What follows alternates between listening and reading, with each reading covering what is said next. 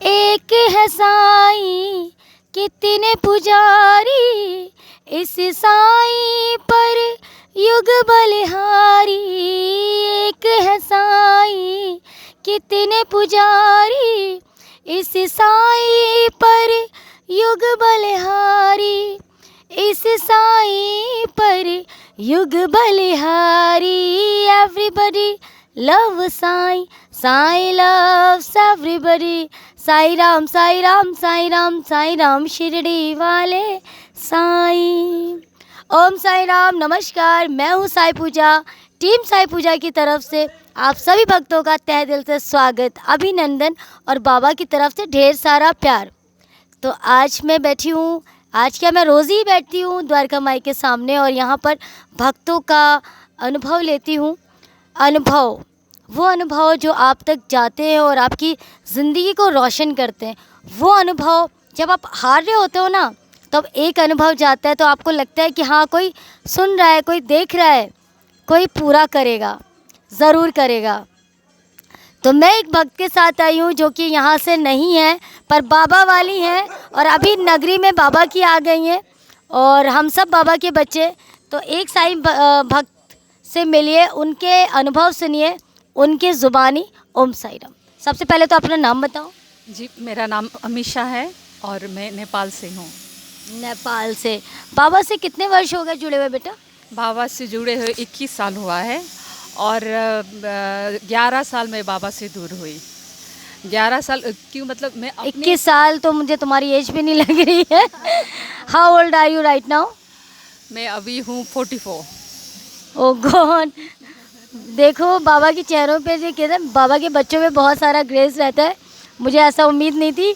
और 21 साल की बच्ची है नहीं सॉरी 21 साल हो गए भक्ति करते हुए, 44 ईयर्स की, कोई कह सकता है बताओ? तो ये बाबा की रंगत है, ये बाबा की रौनक है। तो इसको भी आप मिरेकल कह सकते हो कि जो बाबा के भक्त बाबा वाले होते हैं ना, उनके चेहरा बहुत ही ज़्यादा खिला हुआ होता है और उनके चेहरे पे डिप्रेशन नाम की कोई चीज़ नहीं होती। तो मैं आगे बढ़ती हूँ। तो आप 44 ईयर्स में 21 ईयर्स हो गए आपको बाबा से जुड़े हुए। जी जी। तो सबसे पहला बाबा से कब जानी, ये आपके तो नेपाल के हो, तो बाबा को कब देखा, कैसे माना आपने? मतलब वहाँ भी साईं भक्त बहुत है और मैं कब जुड़ी बाबा से मुझे ही नहीं पता और मैं कैसे बाबा के इतनी करीब आई मुझे नहीं पता। और बस मैं बाबा के उसमें मतलब भक्ति करती गई, पर मुझे किसी ने बाबा के बारे में कुछ भी नहीं सिखाया। जैसे जैसे मतलब मुझ में खुद भक्ति आती थी मैं वैसा ही करती गई और मुझे मतलब जैसे बाबा को मैं ऐसा करके मानती थी जैसे कि वो तो मेरे बाप है, माँ है, भाई है, बहन है, सब कुछ है। और मैं बाबा से बहुत झगड़ती हूँ, बहुत बहुत। और मतलब ये मुझे बोलती थी, अरे तुम मतलब भगवान से इंसान की तरह क्यों लड़ती हो तुम। मैं बाबा से बहुत झगड़ती थी और अपने लिए मांगो तो वो सुनते नहीं थे। मैं किसी के लिए भी प्रे करूं फ़ौरन मतलब सुन लेते थे। और शायद मेरी नादानी थी या फिर क्या था, आखिर मैं भी तो एक इंसान ही हूँ। बस अपने लिए मांगा मैंने कुछ, शायद बाबा ही जानते हैं कि वो चीज़ मेरे लिए सही नहीं था। और मैं बस ऐसे करके अच्छा मतलब किसी और के लिए मांगती हूँ तो आप सुनते हो, लेकिन मैंने खुद अपने लिए मांगा तो आप नहीं सुनते हो। तो फिर मैं मतलब इतनी खुद गर्ज निकली कि मैंने भगवान ही चेंज कर दिया। तो 11 साल बाद नहीं पता फिर मतलब कैसे कैसे मैं बाबा के करीब होती गई और इतनी करीब हुई ना, अभी लगता है मैं यहीं पे आकर बैठूं। और आते टाइम मैं आपकी मतलब यूट्यूब पे आपकी चैनल मतलब देखती रहती हूँ, जब भी सोते टाइम भी साईं अनुभव सुनती रहती हूँ। और मैं जब यहाँ पे आ रही थी तो मैंने मतलब बाबा से बोली थी, बाबा मेरे साथ भी कुछ ऐसा चमत्कार करो, कुछ ऐसा अनुभव दो जो कि मैं मतलब सुना सकूं।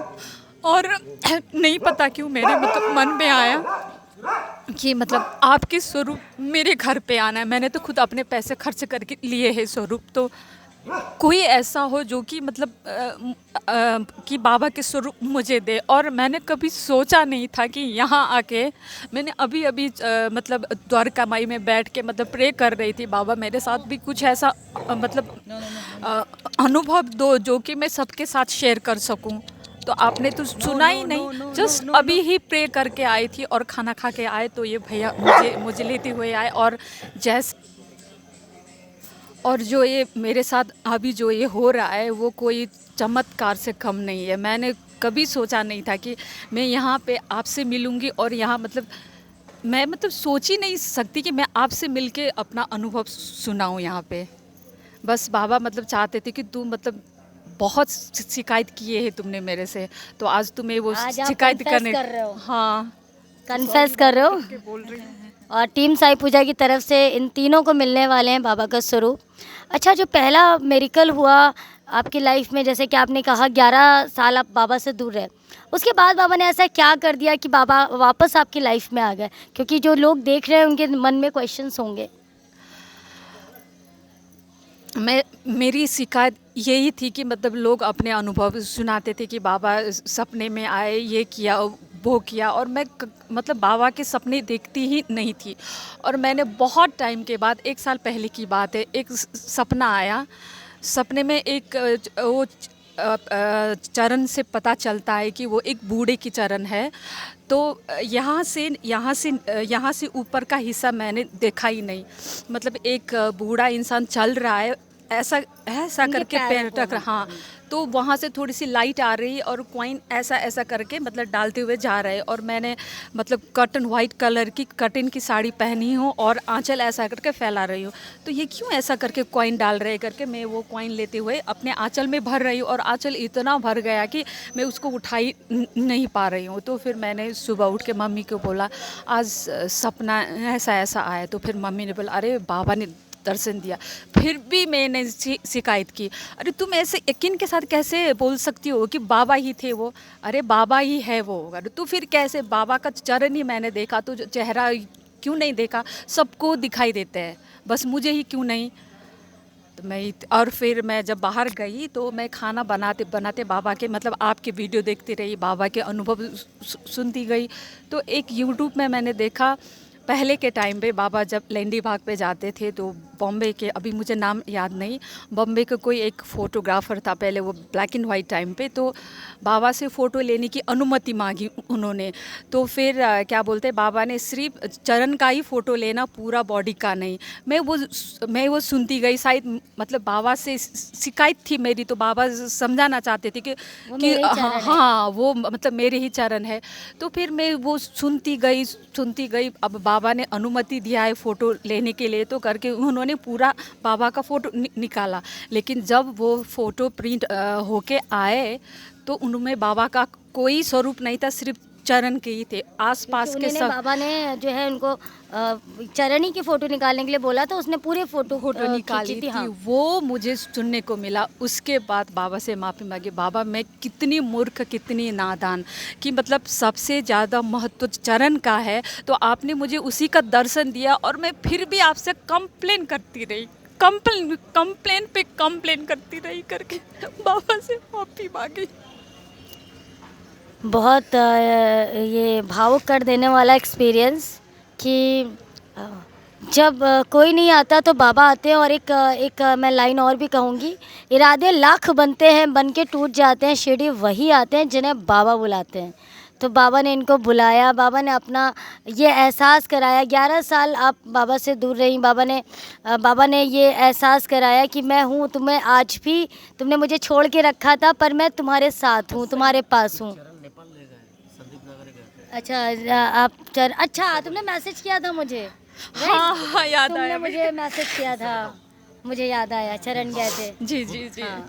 तो फिर मतलब नागपुर में एक बाबा है जो साई के मेरे पापा नहीं है, तो बाबा ने मुझे बाप भी दिया, क्योंकि नागपुर से है बाबा, राजेश कोलाकर। तो उन्होंने मुझे बेटी माना है। तो फिर मैंने उनको कॉल करके बोली बाबा ऐसा ऐसा सपना आया है। तो बेटा बाबा मतलब तुम खुद को कंप्लेन करती रही है, लेकिन बाबा तुम्हारे ऊपर इतनी मेहरबान है तुमको मालूम ही नहीं है। मैंने कहा कैसे? तो फिर देखते जाना करके बोले। तो जब भी चरण पादुका मतलब हम यहाँ आए थे 7 महीने पहले और संदीप दादा बोल रहे थे वहाँ पे बात करो वहाँ के साईं मंदिर पे, तो हम बाबा के चरण पादुका लेके आएंगे। तो फिर बात किया, अब चलो बात करके देखते हैं क्या होता है करके बात किया। तो वहाँ भी सब हुआ। तो फिर बाबा बोलते जब वहाँ चरण पादुका गए तो सभी साईं भक्त आके हमारे चरण छूने के लिए आए। तो फिर मैंने कहा नहीं ऐसा मत करो, नहीं नहीं अब कहाँ शिरडी इतना दूर, कहाँ हम तो सोच ही नहीं सकते कि हम कब शिरडी जाए, है ना। तो मतलब आप लोगों की माध्यम से मतलब बाबा की चरण पादुका का दर्शन करने का मौका मिला है और इसके लिए बहुत बहुत धन्यवाद। तो फिर तो उस टाइम मुझे समझ में आया कि बाबा क्या कहना चाहते थे करके ना। तो और उसके बाद मैंने बाबा से कोई शिकायत नहीं करी, कोई आज संतुष्ट हैं आप? बहुत बहुत संतुष्ट हैं। लोगों को क्या मैसेज देना चाहेंगे आप? लोगों से यही बोलना चाहूँगी कि श्रद्धा सभी रखते हैं पर लोगों में सबूरी नहीं है कि नहीं मैं बाबा को बहुत मानता हूँ ये वो करके बोलते हैं। बस थोड़ी सी मतलब बाबा से मांगा हुआ चीज़ देने में थोड़ा सा देर क्या हुई, बस भगवान ही चेंज कर देते हैं जैसे मैंने किया था। तो मतलब ऐसा नहीं करने का, क्योंकि श्रद्धा है तो सबूरी भी रखना चाहिए। बिल्कुल बिल्कुल बिल्कुल। देखो उसने कन्फेस किया 11 साल बाबा से दूर रही, और जब हम बाबा हमें कुछ नहीं देते तो हम बाबा की बुराइयां करते हैं। बाबा ने किया क्या था, बहुत सारे मुझे ऐसे मैसेज कमेंट्स आते रहते हैं, मैं इसको इग्नोर करती हूँ और मैं उनका बहिष्कार करती हूँ जो इस तरह के कमेंट करते हैं कि बाबा कुछ करते नहीं हैं। अगर आप अपने माँ बाप को, अगर आपके माँ बाप आपके लिए कुछ नहीं कर पाए तो क्या अपने माँ बाप चेंज कर दोगे? तो वैसे ही हमारे बाबा, अगर माँ बाप मान लिया तो ज़िंदगी में कितनी भी कठिनाइयाँ हैं पर अपने बाप का हाथ नहीं छोड़ना है, अपने बाबा का हाथ नहीं छोड़ना है। तो कैसा लगा एक्सपीरियंस, हमें ज़रूर कमेंट करें। 99180 पे हमें अपने अनुभव भेजते रहें। और मुझे ये अनुभव पहुंचाते हुए बहुत गर्व की बात है कि एक नेपाल से साईं डिवोटी इतना भाव लेके, आँखों में आंसू और कितने भाव झलक रहे, कितनी रौनक है चेहरे पे। ऐसे ही बनना है, बाबा की भक्ति छोड़नी नहीं है। उसने कन्फेस किया, हमारी लाइफ में कभी ऐसा दिन ना आए कि हमें बाबा को ये सोच के छोड़ना पड़े कि बाबा ने कुछ किया नहीं। वो करें या नहीं करें, सबूरी रखिए। ओम साई राम, जय साई राम।